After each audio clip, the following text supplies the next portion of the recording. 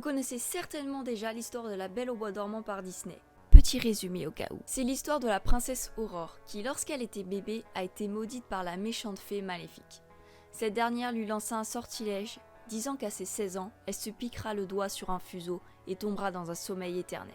Évidemment, le drame arriva. Malgré tous les efforts pour la protéger, Aurore finit par se piquer le doigt sur un fuseau et tomba dans un sommeil éternel. Cependant, le prince Philippe parvint à la libérer de son sommeil par un baiser d'amour sincère. Ils vécurent heureux et eurent beaucoup d'enfants. Sachez que l'histoire originale qui a inspiré ce conte n'est pas du tout aussi joyeux, mais vraiment pas. Hi tout le monde, j'espère que vous allez bien et c'est parti pour ce deuxième épisode de True Behind Stories. Eh bien.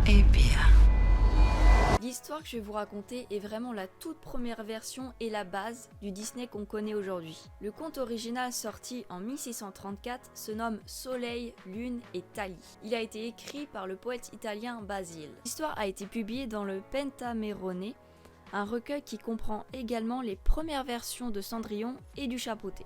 La version originale de La Belle au bois dormant raconte l'histoire de Thalie, qui est la fille d'un puissant seigneur. Lorsqu'elle était encore qu'un bébé, son père décide de faire venir les savants les plus puissants du royaume afin qu'ils prédisent l'avenir de sa fille. Évidemment, à partir de là, tu sens que ça va partir en cacahuète. Les savants lui prédisent un avenir pas très prometteur pour sa petite protégée. Ils lui révèlent du coup qu'une écharde de lin lui causera sa perte. D'accord.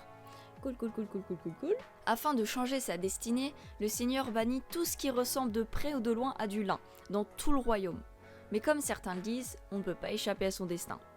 Une fois devenue une jeune fille, Thalie observe une vieille femme en train de filer et décide d'essayer. Évidemment, une écharpe de lin se loge sous son ongle et Thalie tombe raide morte. Le père est du coup définitivement désespéré, il n'a pas réussi à sauver sa fille et décide de l'habiller de ses plus beaux habits, la pose dans un fauteuil en velours et condamne le château. Des années plus tard, un roi tombe sur ce château du coup abandonné en plein dans les bois pendant une partie de chasse. Il frappe à la porte et n'obtient pas de réponse. Évidemment. Du coup, monsieur décide d'escalader les parois du château et tombe du coup sur une petite ouverture située en hauteur. C'est à partir de là que l'histoire devient vraiment glauque. Une fois à l'intérieur du château, le roi découvre des pièces vides, poussiéreuses et d'un coup tombe sur une belle jeune femme. Vous l'aurez deviné, il s'agit de Thalie. Il essaye de la réveiller, mais en vain. Le passage que je vais vous lire est tiré directement d'un extrait du conte. Ivre de désir, celui-ci la porte jusqu'à sa couche et, après avoir récolté les fruits de l'amour, la laisse allonger là. Il retourne ensuite dans son royaume et oublie longtemps l'affaire.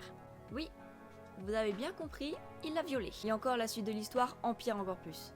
Thalie tombe enceinte et accouche du coup encore endormie de 2 enfants, qui sera nommés Soleil et Lune en raison de leur naissance mystérieuse. Les enfants sont du coup soignés par les fées qui devaient veiller sur leur mère. Je dis bien devaient parce qu'elles n'ont pas été foutues capables de la protéger d'un roi violeur. Les fées portent les nourrissons au sein de Thalie afin de les nourrir et l'un d'eux suce le doigt du coup de leur mère et parvient à retirer l'écharpe qui était coincée sous son ongle. Et là, miracle, la belle se réveilla. Donc imaginez bien quand même. Vous étiez dans un coma pendant des années et quand vous vous réveillez, vous découvrez que vous avez 2 enfants et vous savez pas comment c'est possible. Y a quoi devenir folle? Quelque temps plus tard, le roi se souvient soudainement de la jeune fille. Comme de par hasard. Il décide du coup de retourner au château et découvre du coup Thalie éveillée, par miracle, et surtout pas toute seule parce qu'elle est accompagnée de ses enfants, et donc les enfants du roi.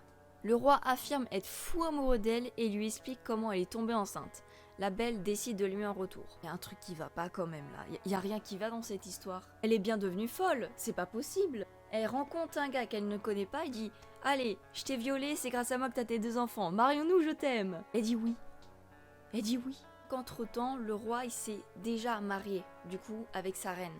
Et sa femme a totalement cramé du coup que monsieur était allé voir ailleurs. Tout simplement parce que le roi parle dans son sommeil et n'arrêtait pas de citer le prénom de Thalie et de ses 2 enfants. Du coup, la reine, même si elle avait des soupçons, décide d'en être sûre et certaine en allant voir du coup le secrétaire du roi qui lui révèle directement toute la vérité. Légèrement en colère, mais vraiment juste un tout petit peu. La reine va aller voir du coup le cuisinier du château et lui dit « Tu vas m'enlever les 2 enfants, tu vas me les cuisiner et je vais les servir à mon mari. » D'accord. Ah mais oui, il y a du cannibalisme maintenant, je vous le dis, il y a rien qui va dans cette histoire. Thalie, quant à elle, a du coup été condamnée à être brûlée vive et malgré le fait qu'elle ait tout fait pour se défendre en disant du coup à la reine « Mais vous savez, j'étais pas consentante, mais vraiment pas du tout. J'en voulais pas de votre mari. Bah, la reine, elle a rien voulu entendre, ça a même pas apaisé un petit peu sa colère, rien du tout. Le roi découvre juste à temps le plan machiavélique de la reine, sauve Thalie et du coup la condamne à être brûlée vif avec son secrétaire. Le roi voulait donner le même sort au cuisinier, mais ce dernier a avoué avoir épargné les enfants. Ils les avaient en réalité cachés quand la reine lui avait ordonné de les cuisiner. Le cuisinier est donc épargné. Le monarque épouse plus tard la femme qu'il a violée et vit heureux à ses côtés le reste de sa vie. Le conte se termine sur une morale quand même assez douteuse, même beaucoup trop douteuse. Qui a de la chance, le bien vient même en dormant. J'espère que cette vidéo vous a plu, n'hésitez pas à vous exprimer dans les commentaires, à liker et à vous abonner à la chaîne. Et moi je vous dis à la prochaine, bye. Avant le coucher du soleil, le jour de son 16e anniversaire, elle tombera dans